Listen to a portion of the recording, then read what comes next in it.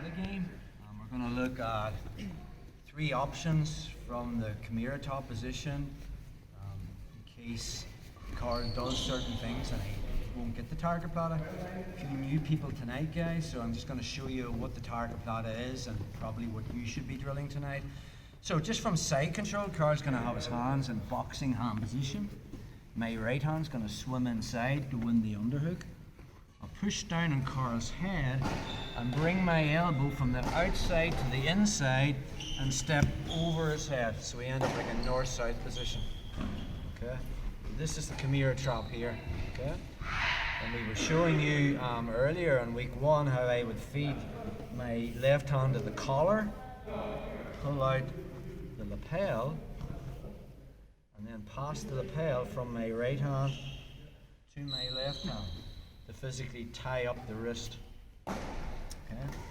Now the target platter was all about me attacking this arm. I'd be looking to attack the Kimura and Carl got hand to hand. Okay.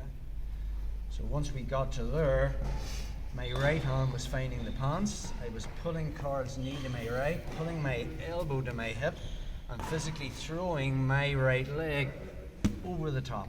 So the back of my knee is over his wrist. Then I let go of the lapel, find my thigh, put my hand on the mat and sit on Carl.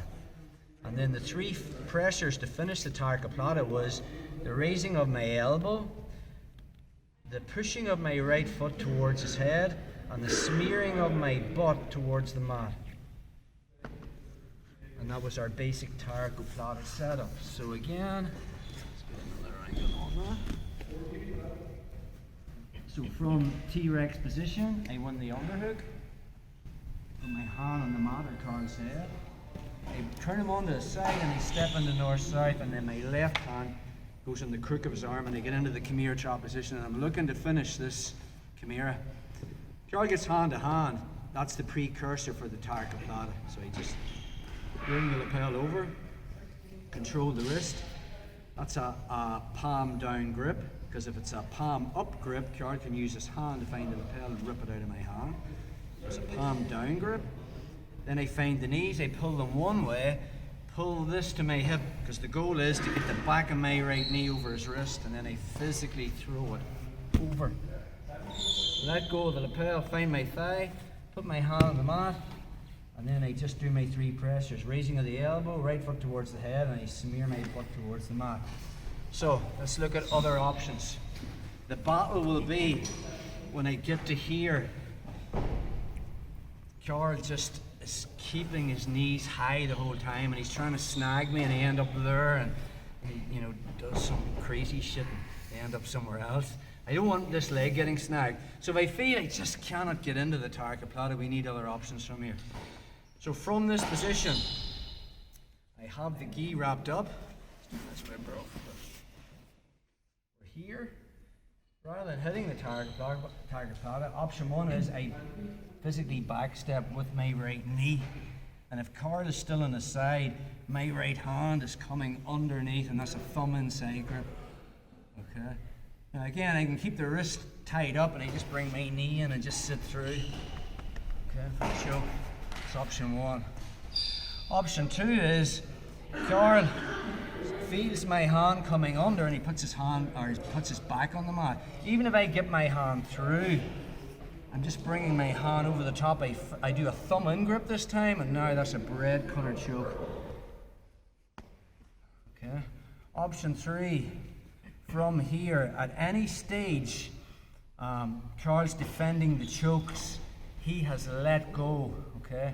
Remember, we took him back up to here. Why did we go for the target platter in the first place? I mean, if this arm's flopping around in the breeze, it's Khmer time. We were going for the target platter because he was getting this grip, and then we didn't want to get into the battle of trying to break this grip. So if I come to here, and I backstep, and I'm starting to work chokes, and Carl physically lets go of his hand to defend this choke, here, all I'm doing is I let go of the lapel. I get my Kimura grip, lazy old fat man Kimura. I'm 2 of those 3. I bring this over, and now my goal is to put my right hip on Carl's left shoulder. Okay, So from the start again. You win the underhook. Push down in the side, you step over, you get into the Khmer Chop. Okay? Looking for the target platter. Card gets hand to hand. Maybe I feel I just can't get my leg over, so we're going to go for option one. I just back step. Okay? If there's space under here, my right hand comes in with a thumb in grip. I keep that palm down grip and I fill the space with my shin, and my other one comes in under here. Woohoo! Under here, right? So I take it back a step. Let's just say in the process of me doing that, card puts its back on the mat and my hand stuck. I just bring it over the top and I switch to a bread cutter. That's a thumb in grip. Or in the process of me going for that, card lets go of his hand. The minute I see that space and he's not connected, I just abandon the lapel, get the Khmer Chop. And now my goal is to put my hip, so I bring his wrist towards the mat, I put my hip on Card's shoulder, and then I keep the elbow raised. A lot of the time when you get into the Khmer, it's all about trying to raise the elbow.